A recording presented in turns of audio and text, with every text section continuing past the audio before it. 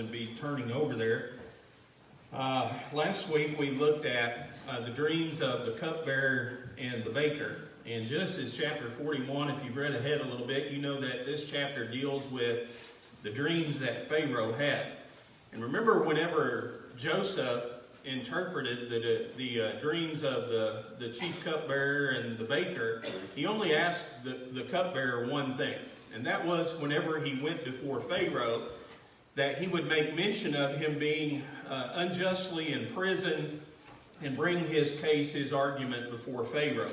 Of course, we know that from reading the last chapter that he was forgotten by the cupbearer, and he had to endure 2 more years in prison because of that. I imagine as Joseph went through those 2 years, he probably felt like any of us would feel if we were facing terrible circumstances and a person who was supposed to remember us had forgotten us. You know, personally, I think I would be majorly discouraged. I would probably be a little bit disgusted. The fact that he did not make mention of me, certainly disappointed. And then you also have to think, you'd probably be wondering, what can I do next? You know, in your mind, you probably thought, this is my way out of here. This is my ticket out of this place. And now for 2 years, you're stuck in the same place you were before the cupbearer went back before Pharaoh. What we've learned or looked at least one thing that we've looked at through this series thus far, is that God has the power to move people and to change events. And so you see, while Joseph himself wasn't able to do anything, God went to work. And whenever God goes to work, he's enacting his mighty counsel. He's using his hand to influence and to help determine the outcome of events that are happening within the human race. Remember, in God's mind, I know a lot of times we read through these stories and we look at it from the perspective of individuals, and I think we kind of do that because we are individuals. And you know, as we're reading these stories in the Bible, we're just kind of getting like tunnel vision, reading about this one individual and the things that happened in his life. And what we fail to see is the bigger picture of how God is viewing things. And remember, God has this mighty plan by which he's going to save mankind. That means that Israel has to be saved. And it also means that through the nation of Israel, God is going to bring a descendant who's going to bless all nations. And so these are God's plans that he's putting into effect to bring about this chain of events that's going to lead to Jesus Christ coming to this earth and eventually the salvation of mankind. And so as we look at chapter 41 here, there's basically 4 things that I'd like for us to think about. I want you to remind you we're not really dealing with lessons inside the story itself, but more of a spiritual application to some of the things we're reading about. And the first idea that I want to talk about is this idea, if we're sleeping, we need to wake up whenever God disturbs us. And if you notice in verse 1, it says, "It came to pass at the end of 2 full years that Pharaoh dreamed, and behold, he stood by the river. And behold, there came up out of the river 7 well-favored kine and fat flesh, and they fed in a meadow. And behold, 7 other kine came up after them out of the river, ill-favored and lean flesh, and stood by the other kine upon the brink of the river. And the ill-favored and the lean flesh kine did eat up the 7 well-favored and fat kine." Notice this statement at the end of verse 4. "So Pharaoh awoke." Think about, all of us, I know, have had dreams from time to time, and you know, the quality of dreams and the kind of dreams that we have differ. And there are some dreams that you have whenever you wake up, you know, you feel good. You say, well, that's a good dream. You know, that was peaceful. That was comforting. And then there's other times when you dream things that really disturb you. In fact, it may be so disturbing of a dream that after you dream those things, you immediately wake up. And your heart might be racing a little bit. You might be a little bit sweaty. You ever had one of those dreams where you wake up and you say, was that real? You know, and you kind of have to go and check things out, say, is everything okay? Was that just a dream or was that reality? Well, this dream was so disturbing to Pharaoh that he wakes up. And so you read in verse 5, he slept and he dreamed the second time. And behold, 7 ears of corn came up upon one stalk, rank and good. And behold, 7 thin ears, and blasted the east wind sprung up after them. And the 7 thin ears devoured the 7 rank and full ears, and Pharaoh awoke, and behold, it was a dream, and it came to pass in the morning that his spirit was troubled. So you have these 2 different dreams that Pharaoh has, but you have this common connection. At the end of these dreams, immediately Pharaoh wakes up. And the Bible tells us that he's troubled about these dreams. He doesn't understand what they were all about. He's a little bit confused. He's a little bit bewildered. He's a little bit uneasy. And so in his mind, he was asking the question, what do these things mean? What could the possibility be, the outcome be of these dreams that I had? It's interesting to me that God used dreams to wake up Pharaoh, to disturb him. And when he woke up, he was startled. He was a little bit confused. But both times he has this same common denominator where he's asleep and God wakes him up. And again, I want to kind of take that and apply it in a spiritual way as we're thinking about it this morning. One thing that the Bible teaches us is it's a dangerous thing for us to fall asleep. Now, obviously, we're not talking about physically here, because the physical body needs rest and it needs time to shut down and to regenerate. But spiritually speaking, if we fall asleep, it is not a very good thing. In fact, a couple years ago, I was thinking back through some of the lessons that I had preached, and I was thinking about particularly one lesson. You probably don't remember it because I preached it, I remember it. But the title of it was While Men Slept. And we kind of went through the Bible and we looked at different stories where men fell asleep, and while they were asleep, there were some things that happened. Not all of those things were good. And we kind of used that as a spiritual application to show how if we're spiritually asleep, bad things can happen to us too. And so I was thinking about the story of the Philippian Jailer. Remember in Acts chapter 16 when we read about Paul and Silas, and here they are. They're out here. They're preaching the gospel of Christ. And you remember that there's a slave girl. She begins following them. And she begins, for a couple of days, she's crying out. She's saying, these men are the servants of the Most High God, and they're showing to you the way of salvation. Well, eventually, I don't know if Paul got fed up with it or what the case was, but eventually they cast that demon out of her. And because she's a slave, her masters are furious. They've used this girl to make a huge sum of money over their life. And so they're furious, and they grab a hold of them, and they drag them into the town square, and they bring accusations against them, and then they're beaten, and remember, they're thrown into prison. And here they are in prison. We think about, Paul and Silas at midnight. Here they are singing praises to God. But do you remember what happened? There was a great earthquake. And the Bible tells us there in Acts 16 and verse 27 that the jailer, he had been in charge with them. And because he had been charged with them, remember, he puts them into the innermost part of the prison. He fastens their feet and their hands, probably their head too, in stocks. And he's asleep. And this earthquake wakes him up. And immediately when he wakes out of his sleep, the Bible tells us that all the prison doors, when this earthquake happens, all the prison doors open up and all the shackles fall off all the prisoners. Well, the jailer doesn't know that because he's been asleep. And so all he does is he wakes up, and immediately what does he see? He sees all these prison doors open. And in his mind, he assumes that's the end. All these prisoners have escaped, and because I'm responsible for them, whatever was supposed to happen to them is going to happen to me. They escaped under my watch, and so he's getting ready to kill himself. The Bible says he draws out his sword, and he's getting ready to fall upon his sword. But remember that Paul tells him, he says, don't kill yourself. Don't do any harm to yourself because we're all here. The reaction of the jailer is, typical, I think, of what any human would do. First of all, he grabs a light and starts looking around to make sure that was the case. But then in verse 28, he asks them the question, or in verse 30, what must I do? Now, I want to emphasize a couple of things from this passage. First of all, when you fall asleep, you're totally oblivious to what's going on. And that was the state of the Philippian jailer. He had no idea what had happened because he was over there catching some Z's, right? And spiritually speaking, that's why it's so dangerous to fall asleep too, because we're oblivious to the things that are going on around us. We're oblivious to the danger and the peril that our souls might be in. We're oblivious to the attacks that Satan is constantly launching upon us. And so we need to do our best as Christians in order to stay awake, because if we're asleep spiritually, we're not going to have any idea what's going on.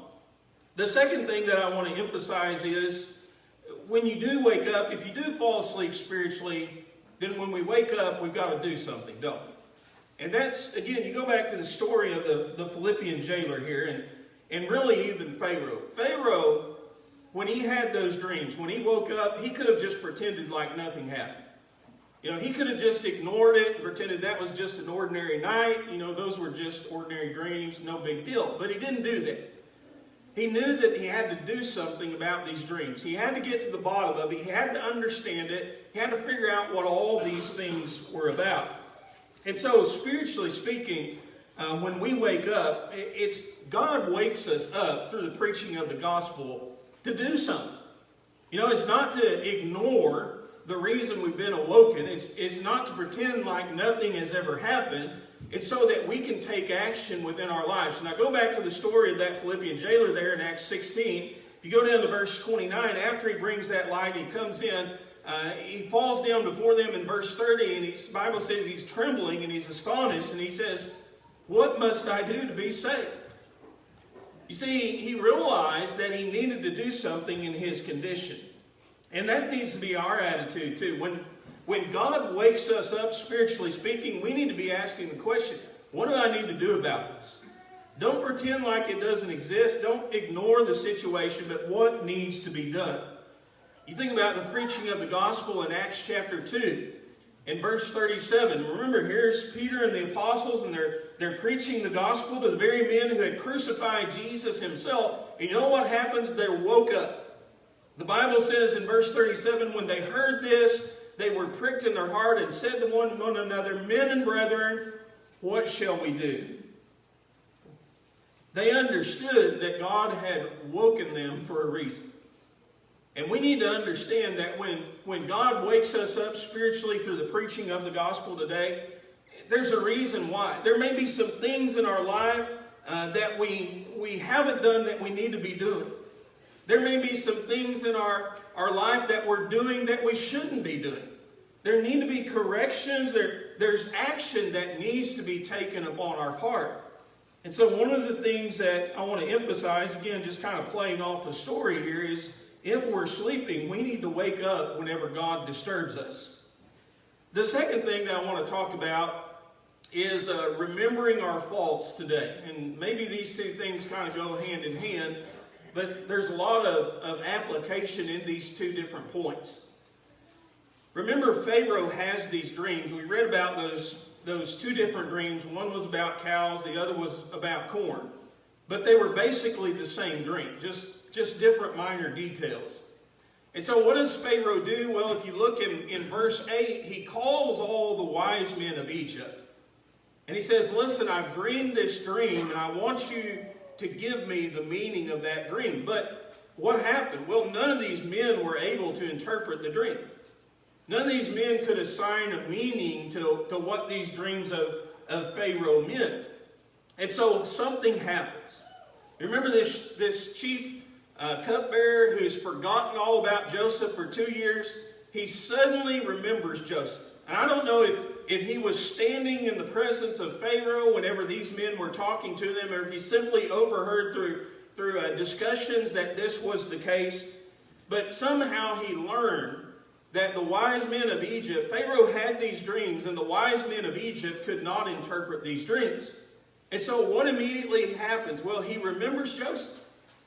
He remembers that while he was in prison, both he and the baker had a dream, and here was Joseph, and he was able to interpret that dream for them. And he remembered that what Joseph had said did indeed come true. His words are interesting, an interesting choice of words, at least to me, in verse 9, because the chief butler says to Pharaoh, "I do remember my faults this day." Literally in the original language, it says, "My sin I mentioned this day." Now, depending on which commentator you read, you might give different ideas as to what exactly he was talking about. Some commentators are adamant that he was talking about this sin that he had been accused of before Pharaoh. You know, this instance that happened in his life. I think it's more likely that what he's remembering here is his ingratitude toward Joseph. His fault. Joseph had asked one thing of him whenever he came out of that prison and interpreted that dream, and that was to bring his matter before Pharaoh. He didn't do it. We don't know why. The Bible doesn't give us the exact explanation. We can speculate all day. But we don't know why that was not the case. But at any rate, he did remember. He remembered, and when he remembered, he didn't wait a day. He didn't say, well, tomorrow I'll tell Pharaoh about this, you know. He didn't wait a week or a month. At that very moment, when he remembered, he did something about it. And again, I want to think about that from a spiritual standpoint. Remembering our faults. Remember the things that are left undone in our lives. It could be something as simple as ingratitude. Like the ingratitude that this cupbearer showed toward Joseph. But the Bible teaches us a couple of important principles. And we actually, last Sunday evening, we're looking at the book of 2 Corinthians. We're studying through it on Sunday evenings. We talked about this concept, and so I don't want to beat a dead horse, you know, because we did talk about it. But I do just want to make mention of a couple of things, because the Bible teaches us that now is the time to do things. And so when we think about, you know, the Christian life and thinking about our own personal journey in the Christian life and looking at our life under our own microscope, we have to be thinking, what corrections do I need to make? And it's not what corrections do I need to make a week from now, you know, or a month from now, or a year from now. When we see the faults, when we remember the things that we're doing that we shouldn't be doing, or the things that we're not doing that we should be doing, we need to change those things right now. You remember what Paul said in Romans 13 and verse 11? He said, in that, knowing the time, that now is high time to awake out of sleep. You know, sometimes when we think about living the Christian life, we're kind of, spiritually speaking, going back to that first point, we're just kind of slumbering through life. You know, we're complacent in passing through this life. And what Paul's talking about here is, now is not the time to sleep. Now is not the time to become complacent when it comes to our spiritual lives. Now is not the time to half-heartedly live the Christian life here upon this earth. In fact, he emphasizes now is the time to wake up. And so when you think about waking up in the morning, I know some people are probably a little better at waking up than other people. But when you wake up, what does that mean? It means it's time to get up, doesn't it? It means it's time to start moving. It's time to take action. And that's what Paul is talking about there in Romans 13. Now is the time to wake up.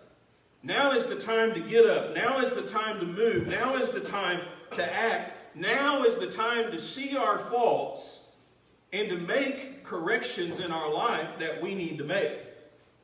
I want to go back to the story of the Philippian Jailer there in Acts 16. We read about how he came out and he asked the question to Paul. He said, what must I do to be saved? If you go down to verse 32, it says, and they spake unto him the word of the Lord, and that all that were in his house, and he took them. Notice this. When did the Philippian jailer do something about his situation? And he took them the same hour of the night, and washed their stripes, and was baptized, he and all his, straightway. You see, whenever he saw there was something that he needed to do in his life, he didn't put it off till tomorrow. And let me emphasize to you, we're talking about Paul and Silas are singing at midnight. This isn't the middle of the day. This isn't a convenient time. It's after midnight. But when he saw what he needed to do, you know when he did it? Immediately. And so when we think about looking at our lives, I think too many times as Christians, we look at our lives and we say, well, I need to do this and I need to change this. And one day I'll do that. You know, tomorrow I'm going to take care of that, or a year down the road I'm going to work on that and be a little bit better. But the Bible teaches us that now, today is the day to take action. Now is the time to do something about our faults. Going back to Acts chapter 2. Remember, once again, you have this idea where men are asking the question, what do we need to do? And then in verse 41, the Bible records, then they that gladly received his word were baptized, and the same day there were added unto them about 3,000 souls. When men heard what they needed to do, they didn't put it off for a week. They didn't say, well, a month down the road or next year I'm going to take care of these things. They said, we're going to do it, and we're going to do it right now. And I want to hammer this point this morning because I think it's so important for us as Christians. I'm probably one of the most guilty people of doing that, putting things off spiritually that we should be doing today. But there are times, because I'm a preacher, there are times when people might call me. It might be about them personally obeying the gospel. It might be about their children. And I'm not... Those of you who've talked to me, if we've ever had that conversation, don't think I'm singling you out, because I'm not. But I want to emphasize, sometimes people will call me up and they'll say, well, I've made the decision, or my child has made the decision to obey the gospel. And next Sunday we're going to do that. Do you know what I tell them? Why not now? Why are we waiting? I know in our minds we come up with all these different excuses. I recall one young man, doesn't attend here, but I remember him calling me up and he talked to me about this and he made this decision. I said, that's great. I said, when do you want to do it? He said, a week from now. And I said, well, why do you want to, let me just ask, why do you want to wait a week from now? And he said, well, one of my family members is going to be here and I really want to encourage them. And that's good that he wanted to encourage his family member. But listen, the only time that we are guaranteed of is now. We don't have a guarantee that in a day or a month or a year, things are still going to be there. The same opportunities are going to exist. And so when I think about the urgency of doing something, the Bible says the urgency is today. The time is now to make those things right. And so I know people will say, well, what do you think, preacher? Here's a guy, he's on his way to obey the gospel. He's got good intentions and he dies in a car wreck. Let's get rid of the what ifs. If we do it right now, we don't have to think about what happens a week from now. The Bible says, do it now. Now is the time. Today is the day of salvation. And so those in Acts chapter 2, did they put it off? No. The same day they heard the gospel preached, they obeyed. The same day they were added to the Lord's church. And so the Bible teaches us that now is the time. I look at the cupbearer here, and we can be overcritical of him and say, well, he waited 2 years to do the right thing, but at least he did the right thing. And that's the second thing that I want to emphasize to us this morning. It's always better late than never. And I'm not saying put things off. That's not what I'm talking about. But I'm talking about if we have been putting things off. If we're the person who says, I really know that I need to obey the gospel of Christ, but I'm going to do it later. If we're the Christian, when we look at our lives and we say, I really know that these are some things I shouldn't be doing, I'm going to take care of that later. Or these are some things that I should be doing, I'll take care of those things later. If we've been putting it off, now's the time to change. Today is the day to take action.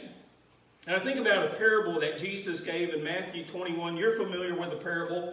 A father has two sons in verses 28 and 29. He comes to the first. He says, son, go work today in my vineyard. And you remember the reaction of the first son in verse 29. He answered and said, I will not. I will not. But afterward, he repented and went. Which one? Jesus says there's another son who said, I will, but he didn't go at all. And then he asked the question, he said, which of these two did the will of their father? Well, it was the first guy who went to work in his vineyard, right? Even though at first he said, I'm not going to do it, afterward he repented and he went. And so it's best to remember our faults today and to do something today, but if we've been faced with that situation time and time again and we've neglected it, hey, it's better late than never.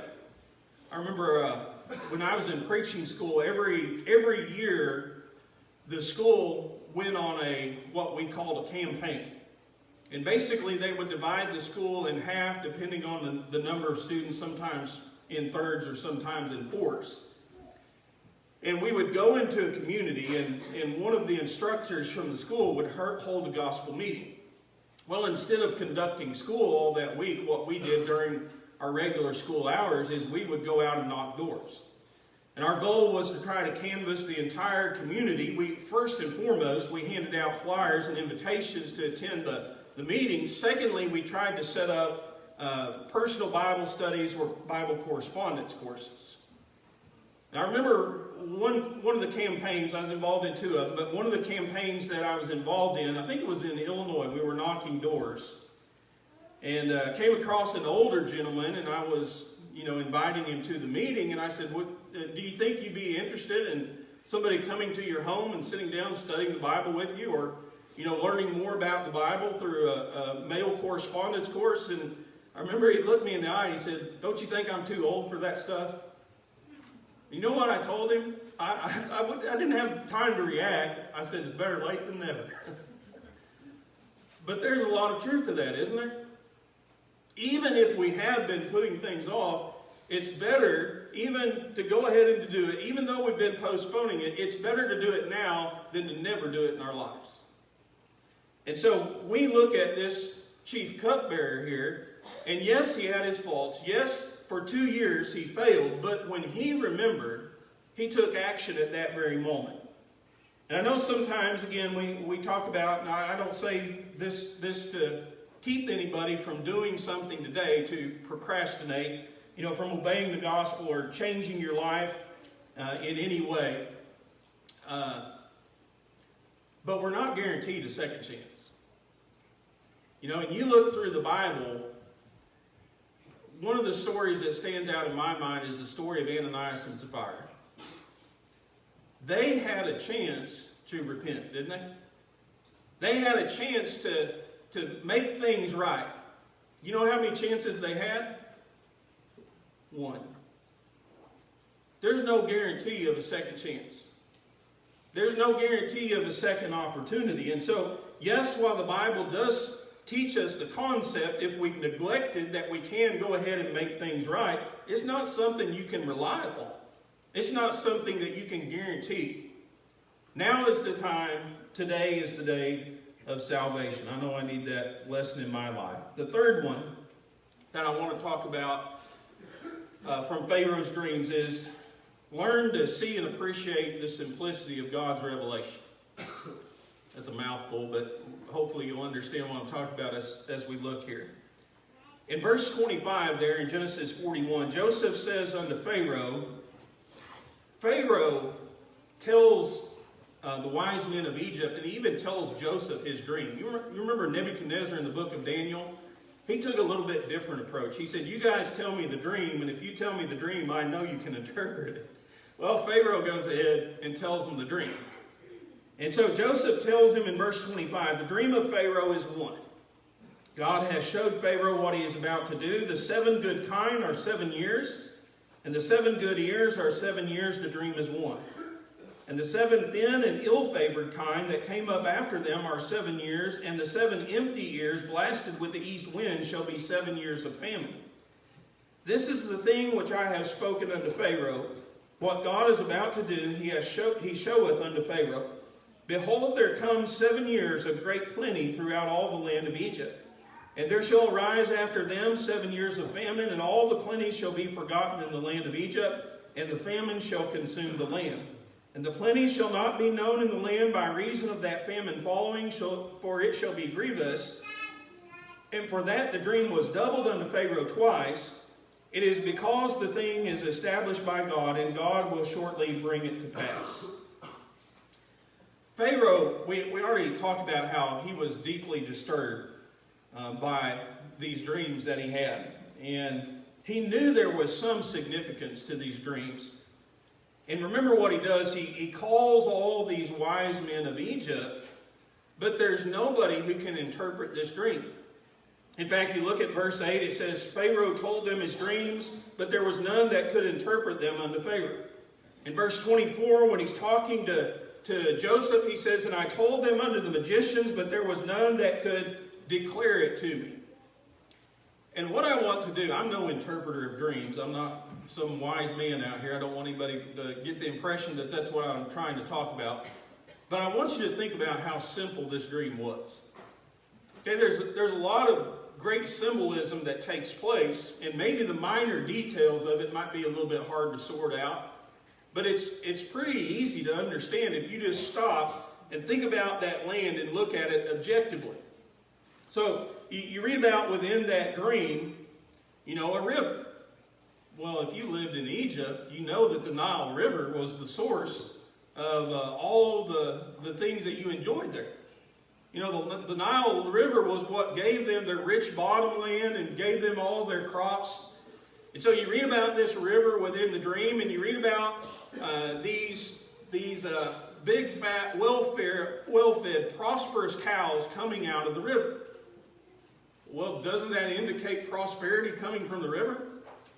I mean, now you might look at the number 7 and say, well, I don't really understand that, and I could look at that, but when you think about it, it's pretty easy to interpret.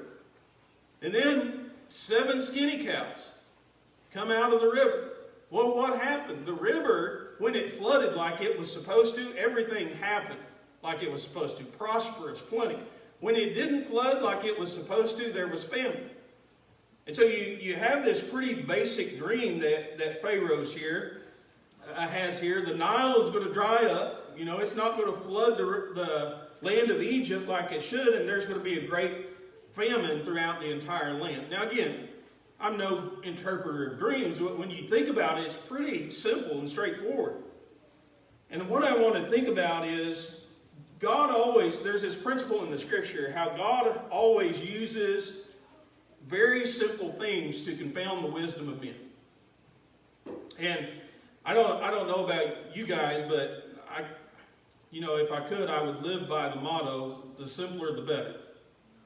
Sometimes when I go to work on a piece of machinery or a tractor or something, I've got all these books that tell me all these different things.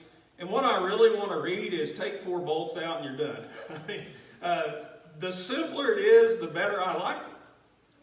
And I wish that everything was like that in life. It's not. When you start looking at a job and it's got a 10-page explanation of what you got to do, you say, man, this is going to be bad. Because it's not simple. But think about the gospel, friends. It's so simple.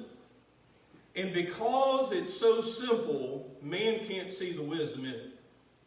God has this way of confounding wise men. And so, very simple dream that Pharaoh had, but yet all the wise men of Egypt couldn't come up with an interpretation of it. And so we need to remember that God often chooses the nothings in this life. And Paul talked about that when he wrote the letter of 1 Corinthians. In 1 Corinthians chapter 1 and verses 26 through 29, he says to the church there, he says, for you see your calling, brethren, how that not many wise men after the flesh, not many mighty, not many noble are called. But God had chosen the foolish things of the world to confound the wise, and God had chosen the weak things of the world to confound those things which are mighty. And the base things of the world and the things which are despised hath God chosen, yes, and the things which are not, to bring to naught the things that are, that no flesh should glory in his presence. Those verses are so significant when you put it in the context of the letter of 1 Corinthians. We studied 1 Corinthians. I made mention we're studying 2 Corinthians now on Sunday evenings. But if you know a little bit about the history and the background of the church at Corinth, they were proud people, weren't they? I mean, they were people who were looking at physical things and they were bragging about the physical things that they had and the positions that they held and how much more valuable and more important than they were than other people. And here's what Paul says. He says, listen, God doesn't take these things that men value so much and use them for his glory. God uses the simple things. God uses the nothings. And so he says, look among yourselves, and it's not that Paul was trying to insult them by saying they were nothing, but he said, look among your own membership there. You know, how many people are royalty? How many people here are philosophers? You know, how many people are men of extreme wealth within your congregation? God confounds the wisdom of men. God uses the simple things of this life to bring to nothing the things that men think are so important. Why does God do that? God doesn't make that choice without a purpose or reason. Paul says in verse 29 that no flesh should glory in his presence. God uses all these simple things, these nothings, to eliminate human pride from the equation. We can't stand before God and say, look how smart we are. Look how much money we make. You know, look at how royal we are, the place that we held within this world. Those aren't the things that make servants of God. It's humility. It's the small and the simple things. And so when you think about the gospel, I know a lot of people, when you talk about the gospel, they'll say, well, it's just too complicated. You know, you just can't understand it. You know why? You're trying too hard. It's simple. It's easy. The basics, the fundamental things that God uses. When we get rid of all of our human wisdom and we set aside the things that are important in the eyes of men, the gospel becomes really simple. And so God uses those simple things. We need to learn to appreciate the simplicity of God's choices. 3 things that we looked at in Genesis chapter 41 this morning. First of all, if we're sleeping, let's wake up whenever God disturbs us. You know, remember, it's dangerous, spiritually speaking, to fall asleep because we're oblivious to the dangers around us. We're just like that Philippian jailer. We have no idea of the things that have transpired when we're asleep. But if we do fall asleep, spiritually speaking, when we wake up, take action. God woke us up for a reason through the preaching of the gospel. There's something that needs to be done upon our part. The second thing we talked about was remembering our faults today. The Bible tells us that now is the time, today is the day, to make things right. Listen, friends, if you've been thinking about obeying the gospel, God says do it now. If you've been thinking about making changes in your Christian living, do it right now. Don't put it off another moment, because the only time that we're guaranteed is right here and right now. But if you have been putting it off, don't beat yourself up. It's better late than never, right? Go ahead and make those changes in your life now if you've been putting them off. The third thing that we talked about is learning to see and appreciate the simplicity of God's revelation. Don't let the simple things of the gospel confuse you. It's really easy to understand. We just have to have the humbleness of mind to put aside the things that are important to us to see the wisdom of God. And remember and appreciate that God often uses the nothings to eliminate pride from the equation. Maybe there's